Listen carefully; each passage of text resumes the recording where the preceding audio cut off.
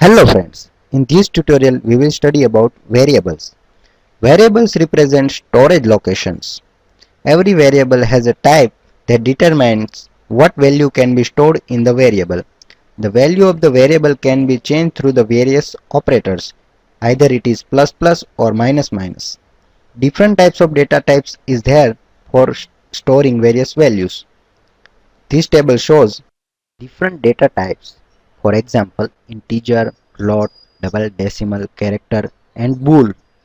So we can utilize this data type for our program. Now onwards we will see our program. To declare variable, type first data type and then variable. Variable name can be meaningful. To assign values into variable, is equal to, which is assignment operator, is used. We can also declare variable in one line as shown in our program. We can declare various different data types as shown in program as per our need.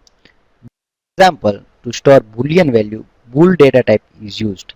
Bool stores either true or false. Now let's see how to print using WriteLine method.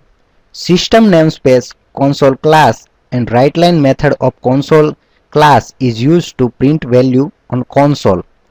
We have to pass any string or variable name into the WriteLine method. Thank you.